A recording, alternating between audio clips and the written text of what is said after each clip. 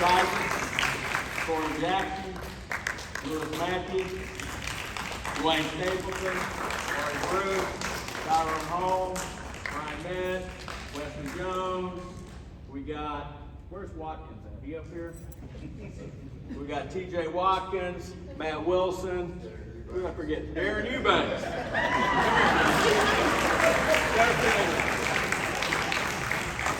I knew I'd forget somebody. That's always a problem with this stuff. All right, I think the best way to talk about these guys right here is to tell the story of kind of how it came to be. When I took over in 1991 is when it kind of started. The program had kind of had different coaches coming in and out and things, and kind of had a vision of where you want. Every coach has a vision of where you want to take the program, you know. And I kind of talked for years with Rick Meyer and Bob Brooks, and you know, and in the early days, I know they just shake their head at me because, you know, we need to do this, we need to improve this and this and this, and that Drew, just be patient, all this kind of stuff. But they really supported us down the road and got us going to what we did, so I want to thank those guys. It starts with the coaching staff, I think, anytime you put things together, and we had some really good ones. Craig Gilstrap came on in '93. We had Bobby Gant, God rest his soul, he deceased a couple years ago. He was with me from the get-go. Eddie Spears was with me from the get-go. And Jerry Sagas was with us at the get-go of those. Now, and Vic Radcliffe was too. Vic Radcliffe and Bobby Gant were with me for 15 years along with Gilstrap. And I think that's where it builds the continuity of what you're trying to build in the program and get things done. Well, it started with the 95 team. The 95 team with Vic Radcliffe, Steve Mixon, who's in the Hall of Fame and all of that, they were the first ones that were invited to the IP Classic, which is the elite tournament, baseball tournament on the East Coast, where 4 in-state schools and 4 national schools were brought in. They won that tournament in '95. That set the tone and made us not only a team that was reckoned with from '95 to 2005, our baseball teams were never not ranked in the top 5 in the state of South Carolina. Most usually they were 1, 2, or 3 in the preseason polls. So that team kind of started it of where it's at.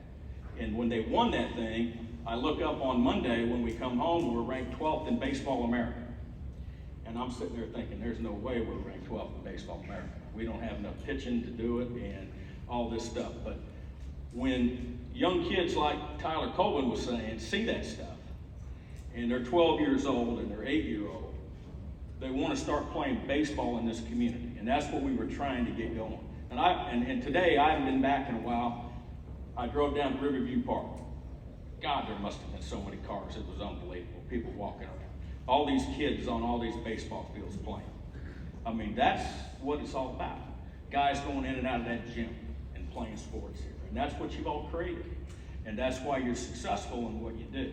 And that's what we were trying to get done with baseball, was to get everybody on those fields and get more kids playing and doing those things. And then '97 came. I knew we had a good team. I think we were, preseason 1 or 2, as we normally were. And when you know as a coach in baseball, you're going to be pretty good because our teams were always built on pitching and defense, run prevention. We wanted to be really good in those areas. Well, when you have 2 D1 pitchers on your team, you got a pretty good chance of going places with Kevin Lynn and Matt Wilson, Clemson and South Carolina. And so I set the schedule up that way, and we had gotten to the point to where we could call, and because that we could get into some tournaments. So we had to jump through hoops to allow the school district to let us get out of school for a week and go out to California to play in this prestigious tournament. And they let us go. You know, it was a great educational trip. They got to do a lot of things and see things. And we get to play a lot of baseball too, which was good. So the first thing that takes place is we're sitting in this banquet the night before, and you know, you got Bob Ikes, National Coach of the Year at Modern Day High School. That's where Matt Liner played. That's where Bryce Young, the quarterback at Alabama, played. Where they're pretty good in baseball too. And he's sitting in there, and they're getting ready to talk about their team. They're ranked 9th in the country. Canyon High School, who we had to play in the opening game, were ranked, second? Second in the country. Well, everybody in there is ranked in the top 25, all 16 of those teams that were in that tournament, but guess who? Us. And we're there. So, first game, we play Canyon High School, beat them 4-2. Kevin Lynn throws about a 7-hitter, I think, one of the most hits he's given up in a game all year. We hit 3 home runs, win 4-3. You know, this guy comes up to me after the game and says, hey, man, I think you're one of the top teams in the country. And, you know, you're just sitting there saying, hey, let's play this thing through here. We got 4 more games to go. Well, next game, we go play Modern Day High School. They're ranked 9th in the country. And I think all I need to say is these 2 things. First hitter of the game, Lewis Mackie's up at the plate. I'm sitting there in the dugout. Now, I'm in the first base dugout. Lewis Mackie's a right-handed hitter. Bob Ikes before the game says, Drew, I'm sorry, man. We just had a region game. I don't have any pitching left. So I'm just going to throw this guy that's never pitched before. Out trots this 6'4" left-hander, freshman, okay? First pitch he throws comes in there at 94 miles an hour. Lewis Mackie fouls one off straight sideways and about kills me and Coach Gann. And we just kind of look at each other and say, man, how nice would that be? You know, to be out of pitching and you roll this guy out there. So they ended up beating us, I think, what was it, 11-7 or something like that, whatever. We're real competitive with them, and I thought they were better than that. Then we played Christian Brothers High School out of Memphis, Tennessee. They beat us 11-10 in the slugfest. And then we lose to James Logan High School out of San Francisco, 4-3. And so we come home 1-3, and I've never felt better about things in my life. You know, and because the whole goal of the program that we had created was to give the opportunity to the kids to go compete against the best that we could find. And it was also going to prepare us, because when we came back, there's not going to be anybody better we're going to ever see again. And we told them that. I mean, you've already seen the best you're going to see, from teams, arms, all this stuff. So we come back, the season's going. We got 3 of the other teams in our region are ranked in the top 5 with us, all in the same conference. I mean, the 4 best teams in the state are in the same region, which is absolutely unheard of at that time, but it was like that. So the adversity and the toughness that these guys had to go through games, because there was no off games. This team lost 9 games. They lost 1 in the IP, they lost 3 out there, they lost 4 regular season games and 1 in the playoffs. But every loss out of 1, which I absolutely lost my mind, is when we lost to Aiken. Yeah, who had won like 3 games all year. We made 5 errors in like the first inning or something. We never did that, just lack of focus. But other than that, we never lost. This team never lost to somebody that wasn't a national power or a big ranked team. And then we get into playoffs, and I think we all knew, and I think they will agree, is when we beat Airport at Airport in the playoffs, 5-4, we were going to win the state championship. There was no ifs, ands, or buts. That was the nemesis. I mean, we lost some tight games with them, but when we got over that hump and beat that, and this is how close that hump was of not getting this done. I think they had guys at 2nd and 3rd. We were up a run.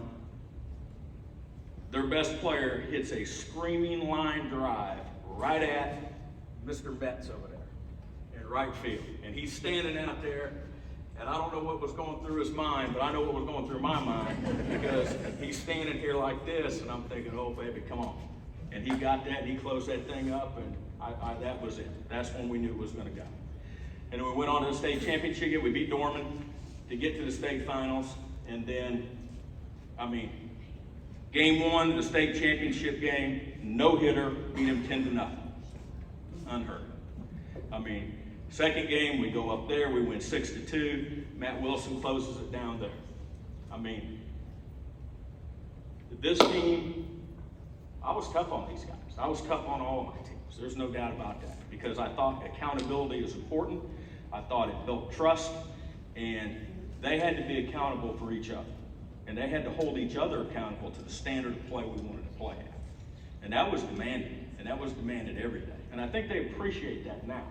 You don't always at the time, but I think you appreciate being coached hard. I think you do appreciate holding each other accountable is what is important to getting that out. And the result was them winning that trophy and holding that thing high. And I couldn't be more proud of you, of what you accomplished. You all had a tremendous part in this.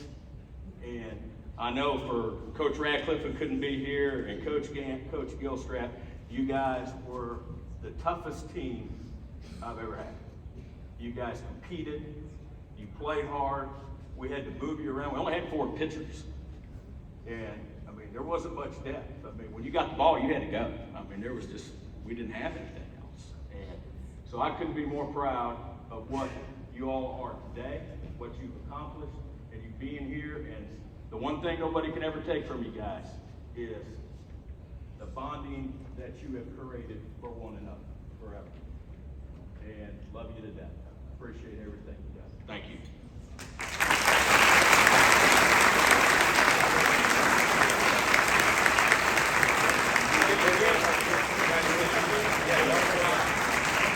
Hey, I'll let these guys hold that thing up and get on the film. Hold it up there high.